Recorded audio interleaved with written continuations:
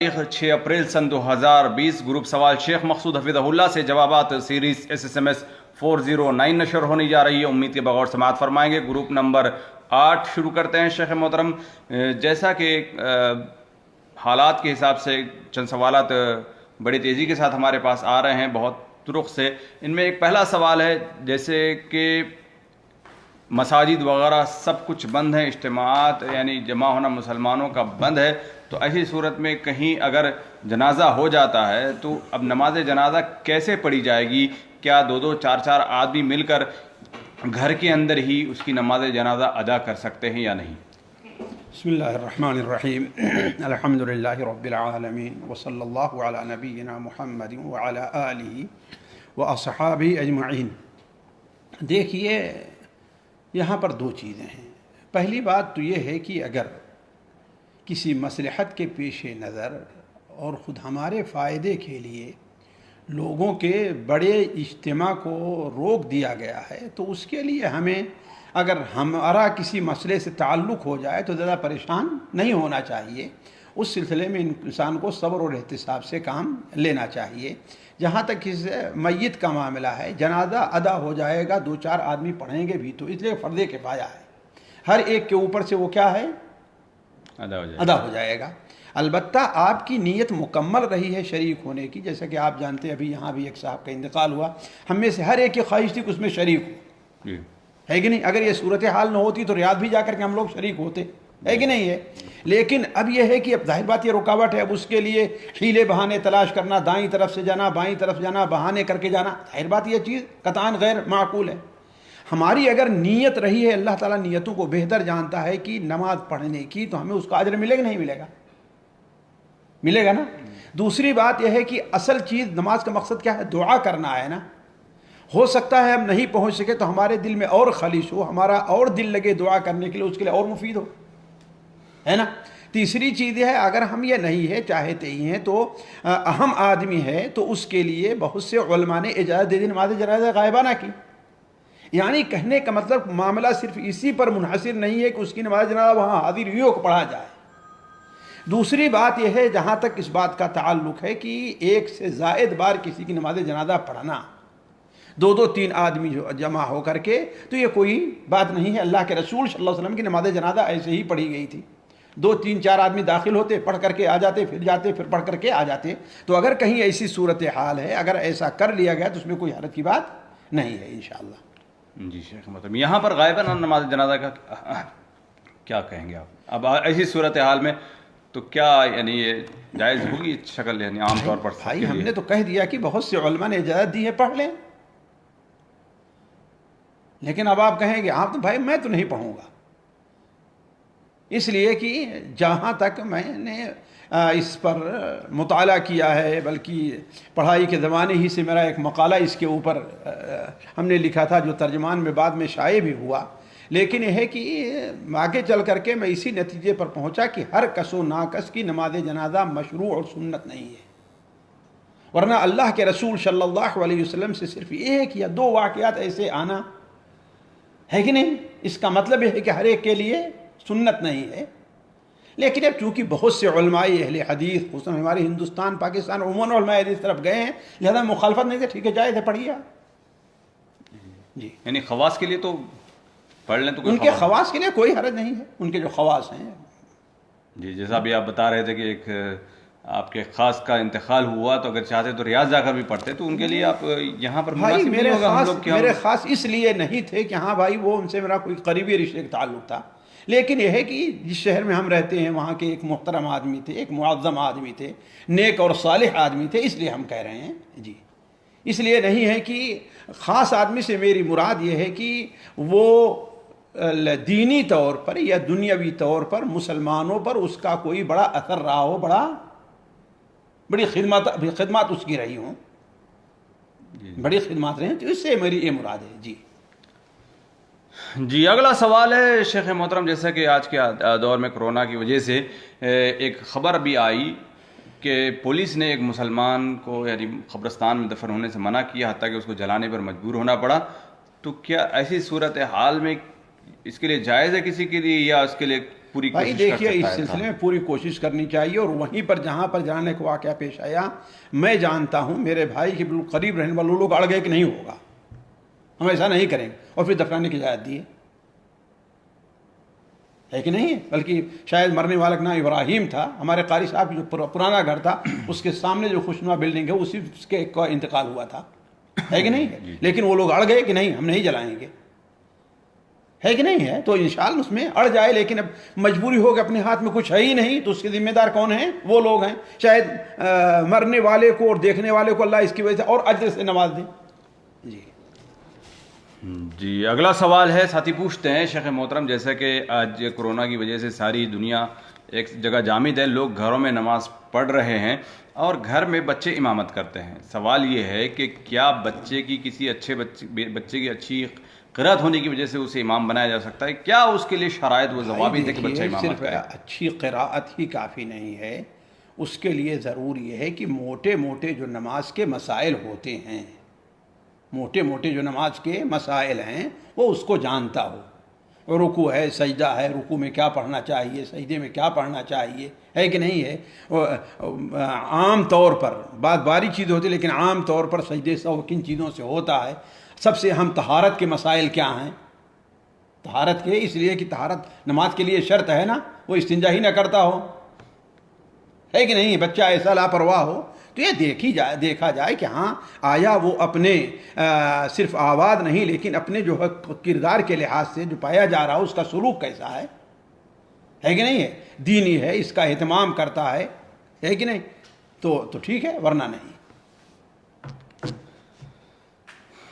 जी, अगला सवाल है, साथी पूछते हैं कि शेख मोहतरम, जैसा कि आपने कई मरतबा इस सवाल का जवाब दिया कि सूद के पैसे से किसी मुसलमान की मदद गरीब की नहीं की जा सकती, यहाँ पर बहुत बड़ा सवाल यह है कि चले मुस्लिम की नहीं तो नहीं, आज जबकि ये हालात इतनी ख़तरनाक है, हर किस्म का फंड कम से कम पड़ता जा रहा है, तो ऐसी सूरत में क्या इन सूद के इंटरेस्ट के पैसों से गैर मुस्लिम की मदद की जा सकती है? ऐसे तो मुसलमान की भी की जा सकती है, उसमें गैर मुस्लिम की कौन कैद है?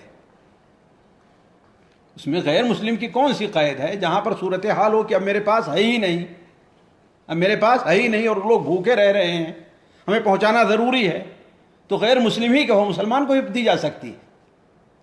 सिर्फ गैर मुस्लिम को ख़ास करना जो है, गैर मुस्लिम को ख़ास करना, ये चीज़ महल नज़र है। हर आदमी जो ज़रूरतमंद है कि नहीं, ज़रूरत जिसे ज़रूरत कहते हैं हमारे यहाँ, यानी हाजत नहीं, ज़रूरतमंद है, उसको दिया जा सकता है। नहीं, अब वो भूखा है, मेरे पास पैसे नहीं हैं, लेकिन ये किसी बात की गारंटी नहीं है कि वो रात तक भूखा ही रहेगा, मुमकिन है किसी और जगह से उसको पैसे आ सकते हैं। भाई आपको जो हुक्म है और सामने जो कुछ है वो हालात के पेश नज़र है, मुमकिन तो बहुत कुछ, रात में इंसान बादशाह बन सकता है वो। नहीं, तो ये फैसला करने की ताकत तो हर इंसान के पास होना मुश्किल नहीं। भाई तो हर इंसान, इसलिए मैं कहता हूँ हर इंसान खुद अपने सूद के पैसे पर तसर्रुफ ना करे, किसी जिम्मेदार समझदार लोगों को दे दे। हमने बार बार कहा है ना कि सूद के पैसे को इंसान अपने तसर्रुफ में ना ले आए, वो किसी कमेटी समझदार लोगों के हवाले कर दे। भाई ये देखिए सूद का पैसा है, अब आप जिम्मेदार हैं, आप चाहे जिससे खर्चा करें, ठीक है। अगर वो नहीं समझ सकता है तो ठीक है, दे दे लोगों को, जो कमेटियां हैं, अपने तौर पर क्यों खर्च करना चाहे। तो कमेटी में भी तो कोई अलग से लोग नहीं होते, वही लोग आते हैं। और अल्लाह के बंदे कहते हैं चारों उंगलियां पांचों बराबर नहीं है जी, और हर उंगली से बराबर का काम नहीं हो सकता। तो कमेटी के पास दूसरा पैसा भी तो बहुत हो सकता है। भाई तो ठीक है, आप उनसे बता दीजिए ना कि हाँ ये वो पैसा है, बता दिए हमने, हाँ तो ठीक है, वो जाने, आपका काम जाने, उनका काम जाने, उनके लिए इजाजत है कमेटी के लिए। भाई वो देखेंगे, उनमें समझदार, भाई इतनी बड़ी कमेटी बनाए, कुछ समझदार लोगों को लिए होंगे, वो पूछेंगे किसी समझदार आलिम से जा करके हमारे सामने ये सूरत हाल है, अब मैं क्या करूं। जी जी, इसी के करीब का सवाल है, साथी पूछते हैं शेख मोहतरम, जैसे कि आजकल इस बीमारी कोरोना की वजह से सब परेशान है, तो जहाँ पर हम मुसलमानों के लिए मदद करते हैं वहाँ पर गैर मुस्लिम के लिए दुआ करते हैं, वैसे गैर मुस्लिम के लिए दुआ कर सकते हैं या नहीं? भाई वो गैर मुस्लिम जो हमारे लिए बाइस अज़ियत नहीं बने हुए हैं, उनके लिए दुआ की जा सकती है। असल जो मना है वफात के बाद उनके लिए दुआ, उनके ऊपर रहमत की दुआ ना की जाए, लेकिन जब तक जिंदा हैं उनको हिदायत की जा सकती है। अल्लाहुम्मा दे कौमी, उनके ऊपर रहमत के, है ना, کہ جب تک اللہ تعالیٰ ان کے اوپر رحم فرما. جی جی اگلا سوال ہے، ساتھی پوچھتے ہیں کہ شیخ محترم ایک شیعہ ہے، وہ سوال کرتا ہے کہ شریعت کے اندر حضرت فاطمہ الزہرا رضی اللہ تعالی عنہا کی فضیلت بتائی گئی ہے، دیگر اللہ کے رسول کی جبکہ اور 3 بیٹیاں تھیں، ان کی فضیلت کیوں نہیں آئی؟ کیا جواب دیا جائے گا؟ بھائی دیکھیے، اولاً تو کسی کی فضیلت کا نہ ہونا اس کے وجود کی نفی ہے. اصل میں شیعہ حضرات اس سے یہ ثابت کرنا چاہتے ہیں کہ اللہ کے رسول صلی اللہ علیہ وسلم کی صرف ایک ہی بیٹی تھی. اصل میں اس کے پیچھے ان کی یہ خباثت ہے کہ حضرت عثمان رضی اللہ تعالی عنہ کو وہ اس سے خارج کر دے کہ ہاں وہ اللہ کے رسول کے داماد تھے. جی جی یہ اصل چیز ہے. تو اصل میں کیا یہ ہے کہ کیا کسی کی فضیلت اس کے وجود کے منافی ہے؟ یہ تو ہے نہیں. یہ ثابت ہے اللہ کے رسول صلی اللہ علیہ وسلم سے ان کا تعلق بھی رہا ہے. آپ صلی اللہ علیہ وسلم نے حضرت عثمان کو اس لیے ذو النورین کہا ہے نا، گویا اپنی بیٹی کو نور آپ نے قرار دیا ہے کہ نہیں ہے. تو اس کا معنی یہ کہا ہے کہ اگر کسی کی فضیلت ہو تو اس کو وجود ہی نہیں ہے. جی جی اگلا سوال ہے، ساتھی نے ایک پوسٹ بھیجی جس کے اندر ایک صاحب جو فرماتے نظر آتے ہیں کہ نصف شعبان سے متعلق جو حدیث ہے سمو سرۃ هذا الشہر، سرہ سے مراد یہاں نصف شعبان ہے. اس کی دلیل لے کر کہا کہ نصف شعبان کا روزہ مصنون ہے. اس کی کیا جواب دیں گے؟ پہلی بات تو یہ ہے کہ یہ بدعہ من القول ہے. مجھے یاد نہیں ہے، ظاہر بات میرا علم بہت ناقص ہے، میرا یاد نہیں ہے کہ اس حدیث سے کسی عالم نے صرف اور صرف 15 شعبان کے روزے کی اہمیت پر استدلال کیا. اصل چیز یہ ہے کہ صحیح مسلم میں یہ حدیث مختلف الفاظ سے ہے. کہیں سرار ھذا الشہر ہے، کہیں من سرۃ ھذا الشہر ہے کہ نہیں؟ کہیں سرار ھذا الشہر، کہیں من سرۃ ھذا الشہر. من سرۃ ھذا الشہر تعجب ہے مجھے کہ صرف صحیح مسلم کی روایت میں ہے، جبکہ یہی حدیث صحیح مسلم میں جس سند کے ساتھ مروی ہے، مہدی ابن میمون حدثنا غیلان عن مطرف عن عمران، یہی سند بعین ہی صحیح مسلم میں ہے اور یہی سند بعین ہی مسند احمد میں ہے. اور مسند احمد کے اندر من سرر ھذا الشہر ہے. کیا ہے؟ سرر ھذا الشہر ہے. تو اس کا مطلب کہ اصل لفظ کون ہے؟ من سرر ھذا الشہر ہے، نہ کہ من سرۃ ھذا الشہر ہے. کسی راوی کی غلطی سے، کبھی کسی ناسخ کی غلطی سے وہاں سرہ سے سرر کے بجائے کیا نقل ہو گیا ہے؟ سرہ نقل ہو گیا. ایک چیز. دوسری بات یہ ہے کہ اہل علم نے اس سے جہاں پر سرہ ہے اس سے کیا مراد لیا ہے؟ اس سے مراد ایام بیض کے 3 روزے لیے ہیں، نہ کہ صرف 15 شعبان کا روزہ لیا ہے. سرہ کے معنی نصف شہر، یعنی صرف 15 نہیں مراد لیا ہے. بلکہ بعض لوگوں کی ہم نے آواز سنی کہتے ہیں کہ امام نووی بھی اس کے قائل ہیں. غلط بات ہے، امام نووی اس کے قائل نہیں ہے. حتیٰ کہ کہتے ہیں کہ امام نووی نے اس پر باب بھی باندھا ہے. بالکل غلط ہے. امام نووی نے جو باب باندھا ہے ہر مہینے 3 روزے رکھنے اور عاشورہ کے روزے اور عرفہ کے روزے اور اثنین اور خمیس کے روزے کی فضیلت بیان کی. تو گویا اس سے اگر مان لیا جائے کہ یہ سرہ کا لفظ صحیح ہے تو اس سے کیا مراد ہوگا؟ ایام بیض کے 3 روزے، نہ کہ صرف 15 کے روزے. تیسری بات یہ ہے کہ آپ اس بات کے اوپر غور کریں کہ امام مسلم رحمہ اللہ نے یہ حدیث بھی کہاں نقل کی ہے؟ جہاں پر حدیث نقل کی ہے 3 دن ہر مہینے 3 دن روزہ رکھنے والی بات. کس میں؟ نہ کہ 1 روزہ رکھنے والی بات.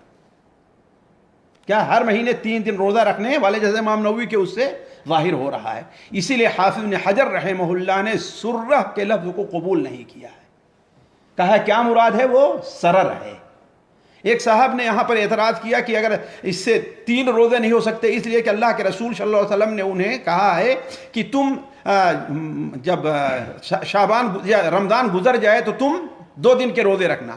بھائی اس نے 1 نہیں 2 دن کے روزے کیوں رکھنے کا اللہ کا حکم دے؟ 1 دن کا حکم دیتے ہیں نا. چھوٹا 1 ہے نا تو قضا بھی 1 ہی ہونی چاہیے نا، 2 کیا ہونی چاہیے؟ یہ بھی پتہ چلتا ہے کہ اس شخص کی عادت جو تھی جس پر عموماً علماء گئے ہوئے ہیں کہ ہر مہینے کے آخر میں 2 روزے رکھنے کی اس کی عادت تھی. ہر مہینے 2 روزے رکھنے کی عادت تھی، اس لیے اللہ کے رسول صلی اللہ علیہ وسلم اس سے کیا کہا کہ تم جب رمضان گزر جائے تو 2 دن کے روزے رکھ لینا جو تمہارے 2 چھوٹ گئے ہیں۔ یہ 2 روزے رکھنے کا حکم دینا، یہ سرہ کا جو الفاظ ہے یعنی صرف 15 دن، اس کی تردید ہے۔ علی کل حال صرف 15ویں شعبان کے روزے رکھنے کی کوئی دلیل نہیں ہے، صرف اردو پڑھ کر کے فتویٰ دینے والے لوگوں نے تو یہ فتویٰ دیا ہے۔ اردو پڑھ کر کے فتویٰ دینے والے، چاہے جماعت المسلمین والے ہوں، چاہے اس سے متاثر کوئی آدمی ہو، چاہے جماعت المسلمین والے ہوں یا اس سے متاثر کوئی آدمی ہو، لیکن عربی جو لوگ سمجھتے ہیں اس سے کسی نے صرف 15 شعبان کا حکم سے مراد اس سے نہیں لیا ہے۔ جی اگلا سوال ہے، ساتھی پوچھتے ہیں کہ ظہر کی قضا سنت عصر کی اذان اور اقامت کے درمیان پڑھی جا سکتی ہے یا نہیں؟ کون سی؟ ظہر کی قضا سنت بھی پڑھی جا سکتی ہے، پڑھی جا سکتی ہے۔ جب عصر کے بعد آپ صلی اللہ علیہ وسلم نے پڑھنے کے لیے، آپ صلی اللہ علیہ وسلم پڑھے ہیں، عصر کے بعد پڑھے ہیں، تو دیکھیے یہاں پر 2 چیزیں ہیں، فرق ہے، لوگوں میں ذرا سے لوگوں سے غلطی ہوتی ہے۔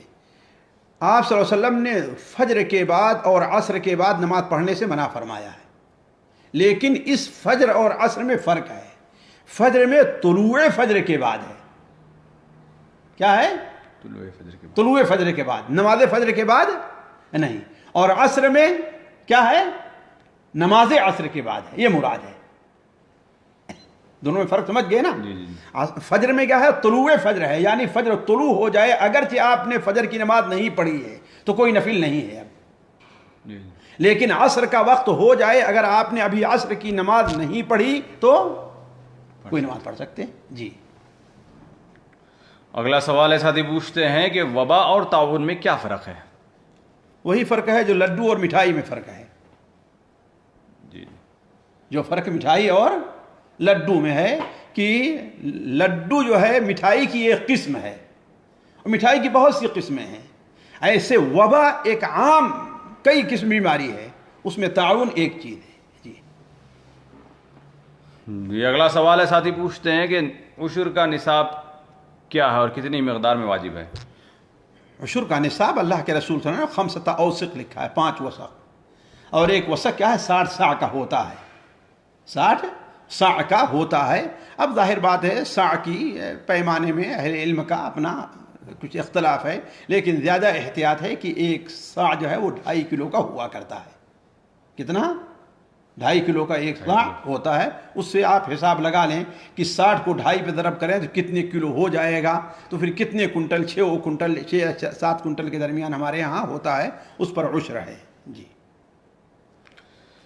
جی اگلا سوال ہے، ساتھی پوچھتے ہیں شیخ محترم، کئی لوگ کہتے ہیں، بہت سارے علماء بھی کہتے ہیں کہ یہ جو بیماری وغیرہ آئی ہے یا بیماریاں جو وبا آتی ہیں تو یہ اللہ رب العالمین کی ناراضگی کی وجہ سے آتی ہیں، تو کیا یہ صحیح ہے؟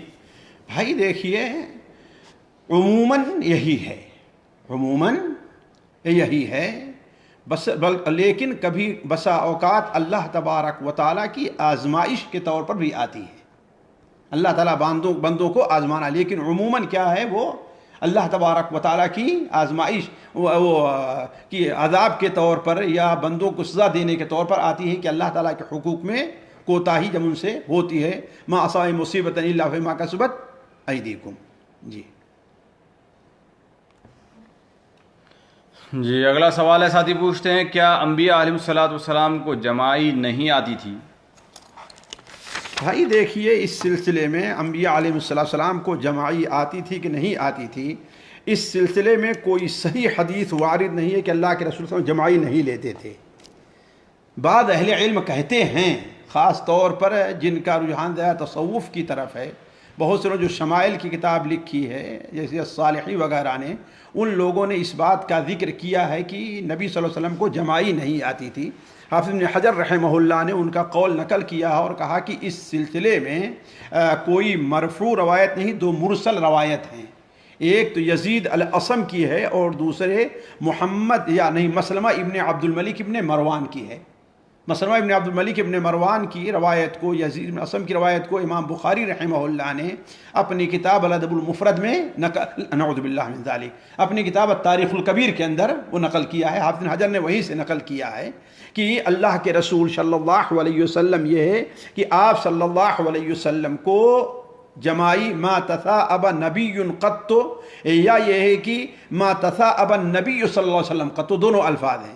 نبی صلی اللہ علیہ وسلم کو کبھی جمائی نہیں آئی یا کسی نبی کو کبھی جمائی نہیں آئی. تو اس سلسلے میں یہ دونوں مرسل حدیثیں ہیں، اور مرسل ضعیف کی قسم ہے، مرسل ضعیف کی قسم ہے. خاص طور پر یہ لوگ صغار تابعین میں ہیں، کبار تابعین میں نہیں ہیں. لیکن اس حدیث سے جو حدیث بڑی مشہور ہے نا کہ اللہ کے رسول صلی اللہ علیہ وسلم کی کہ اللہ تبارک و تعالی یحب العطاس ویکرہ التثاؤب، اور بعض روایتوں میں ہے کہ العطاس من اللہ والتثاؤب من الشیطان. العطاس من اللہ والتثاؤب من الشیطان، عطاس اللہ تعالیٰ کی طرف سے ہے اور تثاؤب کس کی طرف سے ہے؟ شیطان کے. اس سے کہا جا سکتا ہے کہ ہاں انبیاء علیہ السلام چونکہ شیطان کا ان پر کوئی زور نہیں رہتا تو ان کو جمائی نہیں آتی ہوگی، واللہ عالم. لیکن ظاہر بات ہے جمائی یہ کیا ہے؟ یہ انسان کی وہ جو عام جسمانی ضروریات فطرتیں اس کے بنیاد پر ہے. اس کے انکار کے لیے کسی ٹھوس دلیل کی ضرورت پڑتی ہے. تو ہم تو سکوت اختیار کرتے ہیں، جو کچھ وارد ہم نے بیان کر دیا، لیکن سکوت اختیار کرتے ہیں کہ آتی تھی کہ نہیں آتی تھی. اور نہ ہم سے قیامت دن اس بارے میں پوچھا جائے گا تمہارا کیا عقیدہ تھا نبی کے بارے میں کہ ان کو جمائی آتی تھی کہ نہیں آتی تھی. جی اگلا سوال ہے، ساتھی پوچھتے ہیں کیا منڈے اور تھرسڈے یعنی پیر اور جمعرات دونوں کی شریعت میں کوئی خاص فضیلت ہے؟ نبی کریم صلی اللہ علیہ وسلم روزہ رکھا کرتے تھے، اور کیا ان دنوں میں مرنے والوں کے لیے کوئی خاص فائدہ رہے گا؟ بھائی دیکھیے، جہاں تک روزہ رکھنے کا تعلق ہے، نبی کریم صلی اللہ علیہ وسلم سے متعدد صحابہ، بلکہ خاص طور پر حضرت اسامہ ابن زید رضی اللہ تعالیٰ عنہ، ان سے سنن نسائی میں، سنن ابو داود وغیرہ میں حدیث ہے کہ آپ صلی اللہ علیہ وسلم پیر اور جمعرات کا روزہ برابر رکھتے تھے، وہ چھوڑتے نہیں تھے، ہے نا. حتیٰ کہ جن دنوں میں آپ برابر افطار کرتے رہتے تھے، ان دنوں میں بھی اگر پیر اور جمعرات آ گیا تو آپ روزہ رکھتے تھے، ہے کہ نہیں. اور اس کی وجہ آپ صلی اللہ علیہ وسلم نے یہی بیان فرمائی ہے کہ اس دن بندوں کے نام اعمال اللہ کے حضور پیش کیے جاتے ہیں، اور میں چاہتا ہوں کہ جب میرے اعمال اللہ کے حضور پیش ہوں تو میں رو دیتا ہوں. لیکن یہ کہنا کہ ہاں بھائی اس دن مرنے والے کی کوئی فضیلت ہے، یہ مجھے کچھ یاد نہیں ہے. البتہ جو فضیلت ہے وہ جمعرات ہے، آئی نا، جمعرات کے بعد جو رات آتی ہے وہ رات، اور جمعہ یعنی جمعہ کی رات اور جمعہ کے دن میں، جو سنن ترمذی وغیرہ میں روایت ہے کہ جو شخص جو ہے وہ ما من مسلم یموت یوم لیلۃ الجمعۃ و یوم الجمعہ الا وقع من فتنۃ القبر، اور کما قال علیہ الصلوۃ والسلام، جس مسلمان کا انتقال جمعہ کی شب میں یا جمعہ کے دن ہو، اور جمعہ کی شب سے مراد کیا ہے؟ خمیس والی رات، خمیس کے بعد والی جو رات آتی ہے نا، وہ جمعرات نہیں جو ہمارے ہاں جمعرات کہتے ہیں. ہمارے ہاں جمعرات تو دن ہے کہ نہیں ہے، لیکن جمعے کی جو رات ہے وہ اور جمعہ کے دن میں، تو یہ امید کیا ہے کہ اللہ تعالیٰ اسے قبر کے فتنے سے محفوظ رکھے گا. جی اگلا سوال ہے، ساتھی پوچھتے ہیں عشاء کی نماز کو کتنی تاخیر سے پڑھنا سنت ہے؟ دیکھیے، یعنی اتنی تاخیر سے پڑھے کہ آدھی رات سے پہلے پہلے وہ نماز سے فارغ ہو جائے، رحمک اللہ. آدھی رات گزرنے سے پہلے پہلے، جیسا کہ نبی کریم صلی اللہ علیہ وسلم کی حدیث ہے کہ اگر مجھے امت پر مشقت کا خوف نہ ہوتا لأخرت العشاء الى ثلث اللیل اور نصف اللیل. جی، الى نصف اللیل کا معنی کیا ہے؟ یعنی آدھی رات تک. جی اگلا سوال ہے، ساتھی نے حدیث بھیجی ہے عن ابی موسیٰ الاشعری رضی اللہ عنہ عن رسول اللہ صلی اللہ علیہ وسلم قال ان اللہ لا یطلع فی لیلۃ النصف من شعبان. یہ والی حدیث صحیح ہے؟ دیکھیے، جہاں تک شعبان کے شب کے بارے میں احادیث کے ورود کا تعلق ہے، وہ میں جس نتیجے پر پہنچا ہوں، مجھے ان علماء کا قول زیادہ قوی لگتا ہے جو کہتے ہیں کہ وہ حدیثیں صحت کو پہنچتی ہیں، جیسے علامہ البانی رحمہ اللہ ہیں، اور ہمارے ہند و پاک کے عموماً علماء اہل حدیث ہیں. میں علماء کہہ رہا ہوں، عام وہ لوگ جو علماء بنے ہوئے ہیں ان کی بات نہیں کر رہا. آج تو اردو پڑھ کر کے بھی لوگ علماء بن جاتے ہیں. لیکن علماء جو ہیں جیسے صاحب تحفۃ الاحوذی ہوں، صاحب عون المعبود ہیں، یا صاحب مرآۃ المفاتیح ہیں، ان تمام لوگوں نے اس حدیث کو قوی اور قابل قبول قرار دیا ہے. یا امام اہل حدیث امام اعظم کہہ لیجیے اس وقت کے علامہ البانی رحمہ اللہ ہیں، وہ بھی بڑی تفصیل کے ساتھ انہوں نے صحیحہ میں بات کی اور اس کو صحیح قرار دیا ہے. تو وہ حدیث کی اللہ نے ان اللہ لیطلع لیلۃ النصف من شعبان فیغفر کل کیا ہے الا مشرک او مشاحن، ہر ایک کو معاف کرتا ہے مگر مشرک اور مشاحن کو. تو یہ دونوں معاف نہیں ہوتی، یہ حدیث صحت کو پہنچتی ہے. لیکن یہاں پر ایک بات واضح کر دوں، جیسا کہ بھی کل یا پرسوں بلوغ المرام کے درس میں ہم نے یہ بات تفصیل سے رکھی تھی کہ کسی دن کا یا کسی رات کا افضل ہونا اور بات ہے، اور اس میں کوئی خاص عبادت کرنا اور بات ہے. ہم کوئی خاص عبادت اس میں نہیں کریں گے، عام اپنی روٹین میں، اور اللہ تعالیٰ سے امید رکھیں گے کہ اللہ تعالیٰ جی، اور نہ ہی خاص کریں گے 15 شعبان کے روزے کو. جی جی شیخ محترم، یہاں آپ نے امام اعظم کا لفظ استعمال کیا جائز ہے؟ کیوں نہیں ہوتا؟ جب امام تو اعظم نا بھی بولیں گے تو ہم امام اعظم بولتے ہیں تو آپ انکار کرتے ہو، اور یہاں پر کب ہم انکار ان کو بھائی وہ ان کے ہیں، ہمارے امام اعظم. ہم نے کہا اس عصر کے امام اعظم، ہم نے مطلق نہیں کہا ہے. ہم نے کہا اہل حدیث کے اس وقت کے امام اعظم جو ہے علامہ البانی تھے، اور اس میں تو کوئی شک نہیں ان سے بڑا حدیث پر اتنی گہری نظر رکھنے والا، خاص طور پر حدیث کے طرق اور حدیث کے علل پر اتنی گہری نظر رکھنے والا کوئی آدمی کم سے کم میری نظر میں نہیں ہے. اس پر میں حلف قسم اٹھا لوں تو میں سچا ہوں گا اللہ کے نزدیک. جی اگلا سوال، کچھ سوالات خواتین گروپ سے شامل کیے جاتے ہیں. بہن پوچھتی ہیں کہ شیخ محترم آپ نے ایک دعا سکھائی تھی، اللہم اصلح فی دینی، وہ یہ والی اس کے اندر جی اس دعا کے اندر واصلح لی فی ذریتی کا لفظ استعمال کیا جا سکتا ہے نہیں کیا جا سکتا؟ کر سکتے ہیں بطور دعا کے، بطور دعائے معثورہ کے نہیں بلکہ دعائے بکے. لیکن ایسے موقع پر میں کہتا ہوں کہ اس دعا کو لوگوں کو نہیں بھولنا چاہیے، خاص طور پر وہ لوگ جو 40 کے حد کو پار کر رہے ہیں. وہ دعا جو سورہ احقاف کے اندر وارد ہے، رب اوزعنی ان اشکر نعمتک التی انعمت علی وعلی والدی وان اعمل صالحا ترضاہ واصلح لی فی ذریتی واصلح لی فی ذریتی انی تبت الیک وانی من المسلمین. جی جی شیخ محترم، اور ایک دعا بہن نے پوچھی ہے، میرے خیال سے پورا صفحہ انہوں نے بھیجا ہے، ربنا وآتنا ما وعدتنا علی رسلک کا. میرے خیال سے اس دعا کے بارے میں پوچھ رہی ہیں کہ یہ پڑھی جا سکتی ہے روزانہ؟ بھائی یہ روزانہ پڑھی جا سکتی ہے، لیکن جو بھیج کر کے وہ مراد لے رہی ہیں شاید تفسیر ابن کثیر یا کس کا صفحہ بھیجا ہے یا بعض اردو کی، تو اللہ کے رسول صلی اللہ علیہ وسلم سے یہ تو وارد ہے کہ یہ آیات آپ صلی اللہ علیہ وسلم روز آنا جب تہجد کے لیے اٹھتے تو آسمان طرف نظر کرتے اور دیکھ پڑھا کرتے تھے، ہے نا. یہ آیات 10 آیات ہیں وہ سورہ آل عمران کے آخر کی، جس کی ابتدا ہے ان فی خلق السماوات والارض واختلاف اللیل والنہار لآیات لأولی الالباب الذین یذکرون اللہ قیاما وقعودا وعلی جنوبہم. اسی میں ہے ربنا وآتنا ما وعدتنا علی رسولک، بلکہ اس سلسلے دعا کی آخری جو ہے کلمات ہیں، ربنا وآتنا ما وعدتنا علی رسولک ولا تخزنا یوم القیامہ انک لا تخلف المیعاد.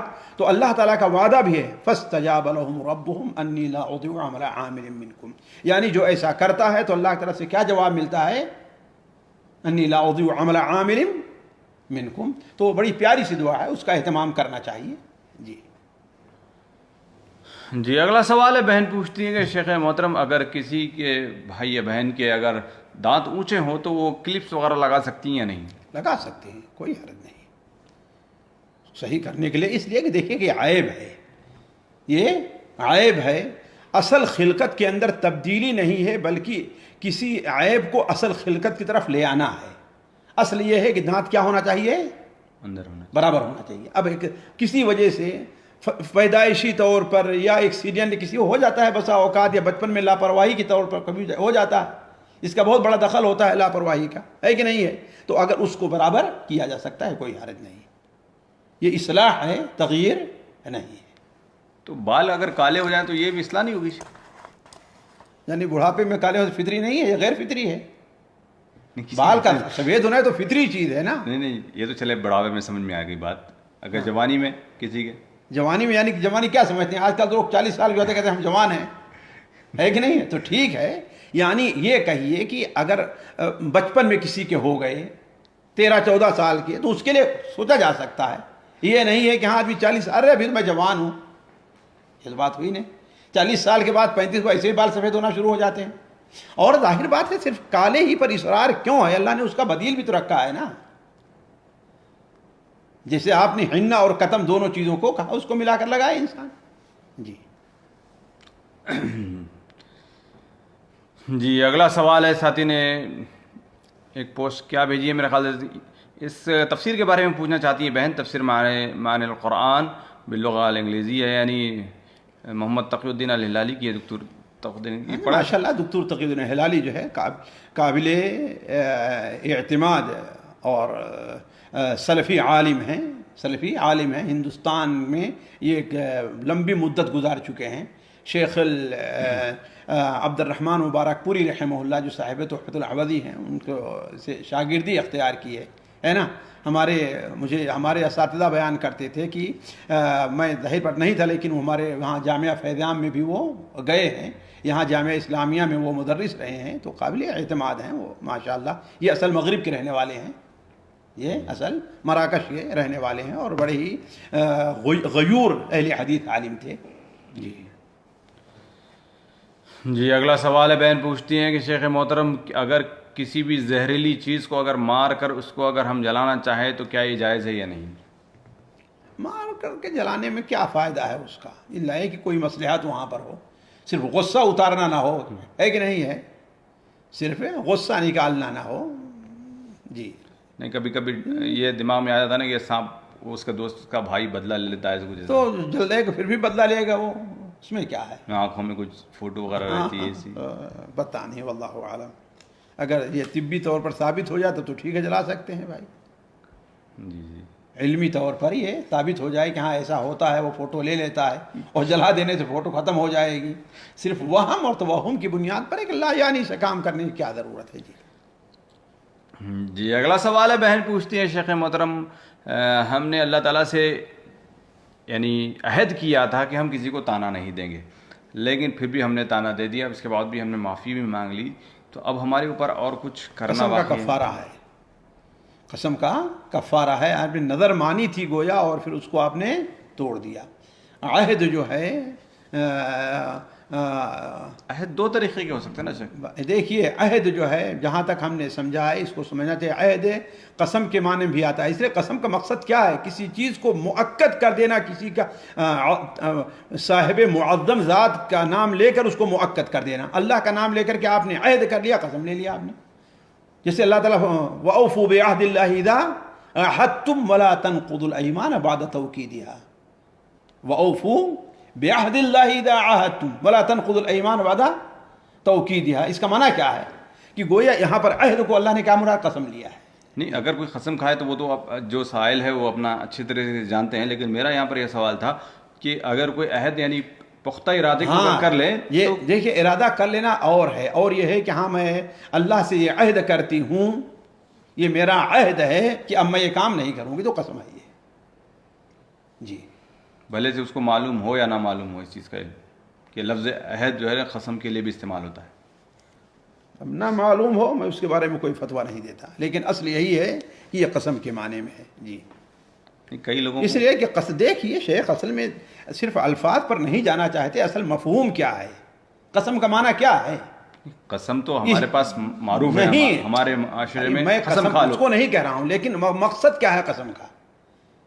کہ کسی عظیم یعنی اللہ کا نام لے کر کسی چیز سے رکنے، یہی معنی ہے نا، اور عہد کا یہی معنی لے رہے ہیں آپ، عہد کا یہ معنی لے رہے ہیں۔ دیکھیے اس پر غور کرنے کی ضرورت ہے، ہمارے یہاں طلبہ علم اس پر توجہ نہیں دیتے، بہت سے ایسے الفاظ ہیں جو میں یہ بات ایمانداری سے کہہ رہا ہوں، میں یہ بات امانت سے کہہ رہا ہوں۔ امانت کیا ہے؟ گویا قسم کے معنی میں ہے، یہ بھی قسم کے معنی میں ہے۔ جی مگر بہت سارے لوگوں کو پتہ نہیں اس چیز ایسا نہیں ہے تو ہماری غلطی ہے، ہماری آپ لوگوں کی غلطی کہ ہم لوگوں کو بتاتے نہیں ہیں۔ حالانکہ ساری چیزیں یہ حدیثوں کے اندر وارد ہیں، قرآن میں یہ وارد ہیں، یہ حدیثیں قرآن میں وارد ہیں۔ ذمہ داری کے ساتھ کہتا ہوں یہ لفظ میں بڑی ذمہ داری ہے کہ میں بڑی ذمہ داری کے ساتھ یہ بات کر رہا ہوں، تو خطرہ یہ بھی اس قسم میں داخل ہو جائے گا. جی یعنی اللہ تعالیٰ کا نام لینا ضروری نہیں ہے قسم کے لیے؟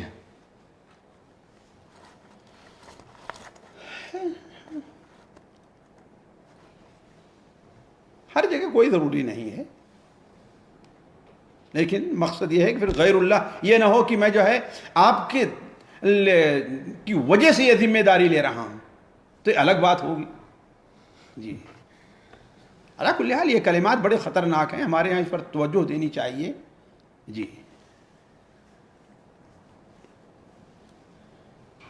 جی اگلا سوال ہے، بہن نے پوسٹ بھیجی ہے